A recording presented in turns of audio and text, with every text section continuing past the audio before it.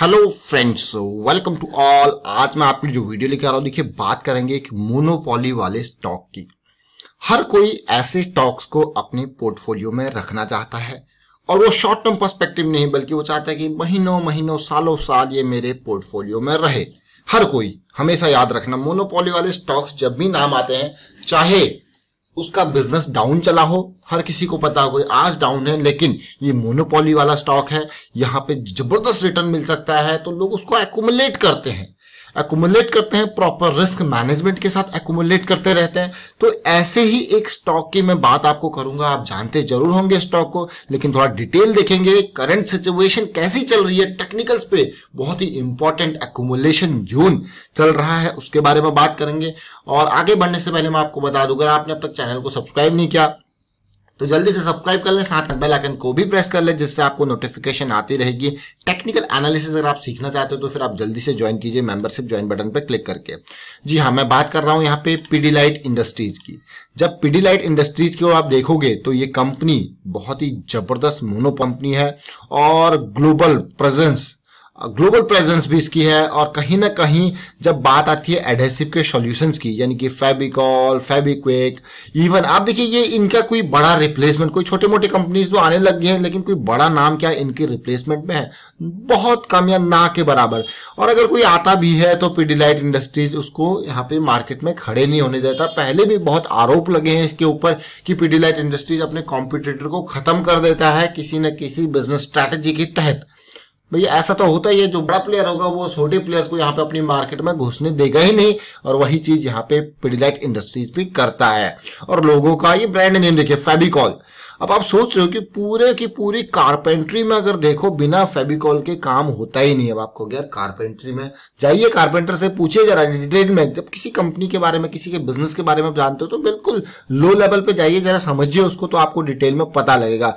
उसके बाद फेविकॉल के बाद डॉक्टर फिक्सिट भी। आज की डेट में कंस्ट्रक्शन में जितनी भी आपकी सीलन की प्रॉब्लम होती है उसमें वाटर प्रूफिंग का तो कुछ ना कुछ जुगाड़ चाहिए होता है, तो डॉक्टर फिक्सिट आजकल बहुत मतलब यूज यहाँ पे होता है। यही नहीं, आप देखिए फेविक्विक को देख लीजिए, एम सील को देख लीजिए, फेविस्टिक देख लीजिए, ये सब फेविक्रिल देख लीजिए, सारे प्रोडक्ट्स देखिए, मतलब पूरे के पूरे टॉप ब्रांड्स हैं ये इन चीजों को देखिए, पूरी की पूरी मोनोपोली है पीडीलाइट इंडस्ट्रीज के, सब पीडीलाइट के ब्रांड्स हैं, कहीं और नहीं। अगर आपको पता नहीं हो अब तक तो भाई ये ध्यान रखें, ये सब पीडीलाइट के ब्रांड्स हैं। जितने भी फेवी नाम से जहां पे आपको देखने को मिल जाएगा वो तो है ही है, उसके अलावा डॉक्टर फिक्सिट, एम सील, ये सब इसी के ही है, याद रखें इस चीज को। अब मैं आपको पीडीलाइट इंडस्ट्रीज की थोड़ा और डिटेल दिखाऊंगा।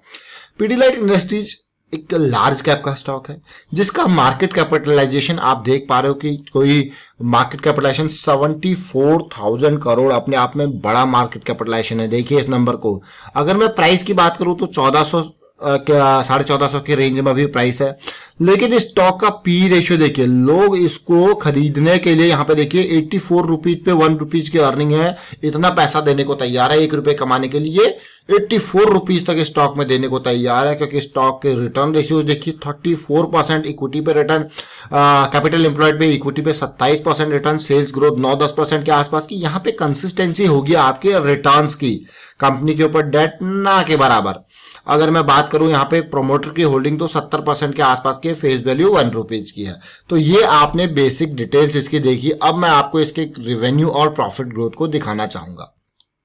अब देखिए किस तरीके से, ऐसा नहीं कि एकदम ही आसमान पे चला गया, मार्केट कैप्चर किया धीरे धीरे। देखिए 2000 करोड़ से बढ़ के 3 या 3.5, 4, 5, 6, 7, 8, मतलब बहुत ही स्लोली मार्केट कैप्चर किया, और आज की डेट में मार्केट में किंग है, राजा है।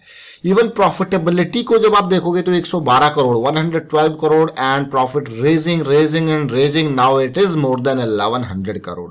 हाँ, अभी लॉकडाउन में थोड़ा झटका जरूर लगा है प्रॉफिटेबिलिटी को, काम कम हुआ है, तो भाई सीधे काम नहीं होगा तो कहां से प्रोडक्ट्स बिकेंगे। लेकिन उसके बावजूद भी अभी पिछले जो मैं नंबर्स देख पा रहा हूँ देखिए 850 करोड़ के आसपास। तो एक साल मुझे लगता है कि लॉकडाउन वाला ईयर थोड़ा सा टफ जाने वाला है, बट ऐसे टाइम पे आपको अपॉर्चुनिटी मिलने वाली है, क्योंकि फैबिकॉल कोई नया प्लेयर तो आएगा नहीं, यही चलेगा आगे आने वाले टाइम पे भी।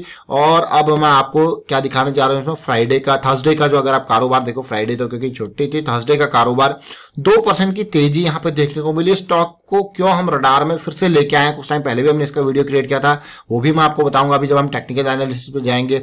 30% की डिलीवरी, देखिए कई लोग कहते हैं कि स्टॉक का नाम पता नहीं लगता, मैं फिर से इन बिटवीन रिपीट करता रहूंगा स्टॉक का नाम, पिडिलाइट इंडस्ट्रीज की हम बात कर रहे हैं। प्रोडक्ट्स के नाम से हम जरूर समझ गए होंगे, पिडिलाइट इंडस्ट्रीज लिमिटेड स्टॉक का नाम है। शेयर होल्डिंग पैटर्न देखिए, अब शेयर होल्डिंग पैटर्न को देखते हैं किस तरीके से। अब प्रमोटर की होल्डिंग, मुझे सबसे अच्छी बात ये लगी कि प्रमोटर की होल्डिंग मार्च में जो थोड़ा डाउन थी वो वापस जून में आप आ गई है। थोड़ा बहुत शेयर्स प्रमोटर ने भी पिडिलाइट इंडस्ट्रीज में खरीदे हैं। म्यूचुअल फंड की होल्डिंग अगर मैं बात करूं जो डाउन गई थी, और जून में म्यूचुअल फंड वालों ने भी यहाँ पे थोड़ा शेयर्स खरीदे हैं। और एफआईआई आप देख सकते हो कोई बड़ी सेलिंग इनमें देखने को नहीं मिली है अभी, बल्कि 2 क्वार्टर्स में, बल्कि खरीदारी ही देखने को मिली है। देखिए जरा म्यूचुअल फंड की होल्डिंग को डिटेल में देखते हैं। और ये देखिए अब आप यहां पे अगर मैं दिसंबर का डाटा देखूं तो मार्च में थोड़ा सेलिंग हुई थी और वापस जून में ज्यादा माल आ गया मार्च के कंपैरिजन में। मतलब जून में और खरीदारी यहां पे होगी, मार्च में जो गिरा थोड़ा सा बेचा, लेकिन दिसंबर से भी ज्यादा होल्डिंग जो है वो जून में हो गई है। तो आप देख सकते हो यहाँ पे फॉरेन पोर्टफोलियो निवेशक, अगर मैं देखूं फॉरेन पोर्टफोलियो निवेशक 11.25% के आसपास की होल्डिंग थी दिसंबर में, इन्होंने मार्च में थोड़ा और खरीदा, लेकिन उसमें थोड़ा सा प्रॉफिट बुक करके 11.27% के आसपास की होल्डिंग जो है वो जून में इनके पास है। तो ये इंटैक्ट है, ज्यादा इसमें चेंज यहाँ पे देखने को नहीं मिल रहा है। और रिटेल निवेशकों को मैं आपको दिखाऊं तो देखिए रिटेल निवेशक पिडिलाइट इंडस्ट्रीज में ज्यादा नहीं है, लेकिन उसके बावजूद भी 2 लाख हैं और 8.44% होल्डिंग इनकी भी है। तो 2 लाख रिटेल निवेशक इसमें इन्वेस्टेड है, लेकिन हर किसी को पता है ये मोनोपोली वाला स्टॉक है। तो अभी हमने सारी बातें इसके बारे में कर ली, तो मैं आपको सीधे टेक्निकल पे लेके चलता हूं और समझाने की कोशिश करता हूं बाकी डिटेल। टेक्निकल पे मैं देख पा रहा हूं मंथली में, अब मंथली चार्ट इसीलिए हमारे लिए इंपॉर्टेंट है क्योंकि बड़े टाइम फ्रेम है। अक्सर ये स्टॉक अपने 20 EMA मंथली के आसपास से ही वापस भाग जाता है, जो कि मार्च में भी आपको देखने को मिला सिमिलर सिचुएशन। अभी फिर एक कंसोलिडेशन है और मुझे लगता है कि ये फिर से यहाँ पे दोबारा अगस्त के महीने में आया था 20 EMA मंथली के आसपास, वहां से फिर से भागने की तैयारी है। तो अब हमें छोटे टाइम फ्रेम्स बताएंगे कि किस तरीके से यहाँ पे हमको अपॉर्चुनिटी देखने को मिल सकती है। तो वीकली पे चलते हैं, समझने की कोशिश करते हैं। ध्यान रखें इस बात को, बहुत ही इंपॉर्टेंट ये बात है जो मैं आपको बताने जा रहा हूँ। ये एरिया देखिए, ये एरिया जो आप देख पा रहे हो ना, इस एरिया को देखोगे आपको क्या दिखेगा, आपको यार ये तो head and shoulder pattern kind of देखने को मिल रहा है। ये ब्रेकआउट को समझिए, इस ब्रेकआउट को जब समझोगे तो इस पार्ट को देखिए बॉटम, उसके बाद ऊपर वाला पार्ट देखिए, ये धीरे धीरे ये ब्रेकआउट की अच्छी निशानी होती है। उसके बाद ब्रेकआउट हुआ, फिर पुल बैक आया।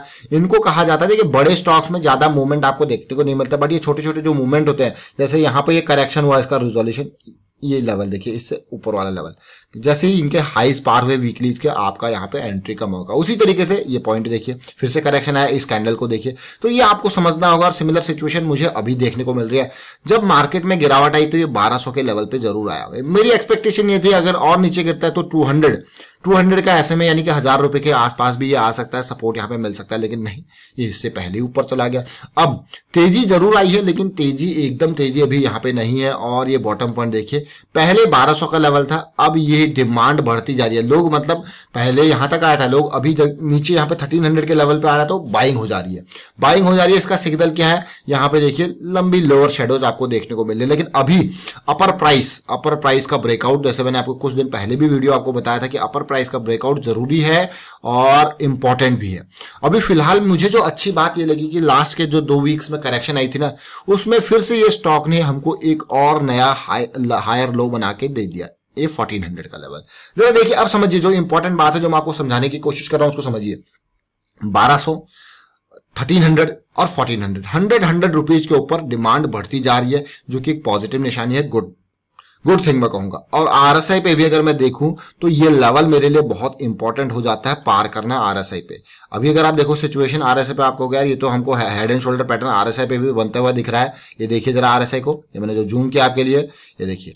लेकिन अभी हमें, मैं कहूंगा ये RSI पे भी ये लेवल पार करने की जरूरत है, और 60 पार जाते हैं आपके लिए ये बिल्कुल ब्लास्ट के तरीके से, लेकिन ज्यादा एक्सपेक्टेशन इससे मत रखना इससे, लेकिन ये आपको कंसिस्टेंट रिटर्न देगा। फिलहाल एक्सपेक्टेशन कहीं आप सोचो नहीं मेरा पैसा डबल हो जाएगा, देखिए बड़े स्टॉक्स में हमेशा इस तरीके से जो चीजें बनती है 10%, 20%, 30%, 40%, लेकिन वहां पे आपका रिस्क ना के बराबर होता है। आप देख सकते हो यहाँ पे मूवमेंट कितना है, बहुत कम मूवमेंट है, और ये मूवमेंट ये तूफान से पहले की शांति हो सकती है, और जब इस एरिया को ब्रेक करेगा तो आपको यार 1700 के आसपास ने लास्ट हाई बनाया है, इसके नियर मुझे फिर से कंसोलिडेशन की जरूरत पड़ेगी इस एरिया को पार करने के लिए। देखिए ऐसे एरिया जब पार होते हैं ना वहां पे आपको बढ़िया कंसोलिडेशन चाहिए होता है ऐसे एरियाज को पार करने के लिए। तो आपने वीकली पे देख लिया, और ये स्टॉक आपके लिए लाने का क्या मकसद था। देखिए लास्ट वीक की कैंडल का हाई पार हुआ है, जो कि एक पॉजिटिव चीज, एक जॉइंट की फॉर्मेशन मुझे देखने को मिली है, जो कि एक पॉजिटिव चीज मुझे लगी, और इसीलिए आपके लिए वीडियो लेके आऊं कि भाई अगली स्विंग यहाँ पे स्टार्ट हो रही है और कभी भी ब्लास्ट हो सकता है।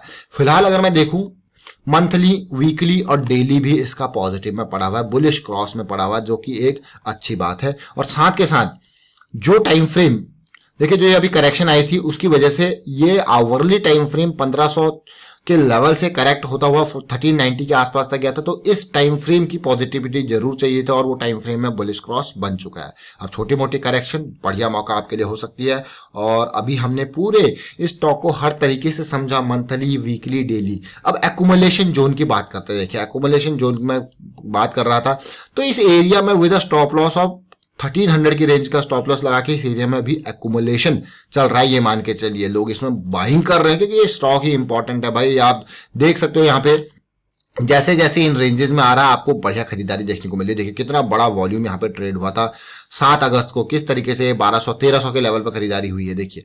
और अभी सिचुएशन जैसे डाउन आया गया, देखिए वहां पे फिर से आपको खरीदारी देखने को मिल सकती है। कभी भी एक बड़ा वॉल्यूम आते ही ये इन एरियाज को पार कर देगा। तो फिलहाल मैं वाइंड अप करता हूँ इस वीडियो को, उम्मीद कर रहा हूँ आपको समझ में जरूर आया होगा। और अभी मेरे हिसाब से जो एंट्री का इसमें मौका मैं कहूंगा, ऑल्दो अगर आप लॉन्ग टर्म पर्सपेक्टिव से सोच रहे हो तो थोड़ा थोड़ा एक्यूमुलेशन, बट यहाँ पे अगर ब्रेकआउट की बात करते हैं तो 1520 का लेवल काफी इंपॉर्टेंट होने वाला, with the stop loss of weekly पे मैं कहूंगा with the stop loss of 1400। तो 1520 का रेंज याद रखना, ब्रेकआउट का रेंज है। वाइंड अप करता हूं, वीडियो को शेयर कीजिए, लाइक कीजिए, चैनल सब्सक्राइब नहीं करते जल्दी से सब्सक्राइब कर ले, और बेल आइकन को भी प्रेस कर ले जिससे आपको नोटिफिकेशन आती रहेगी। Thank you for watching the video.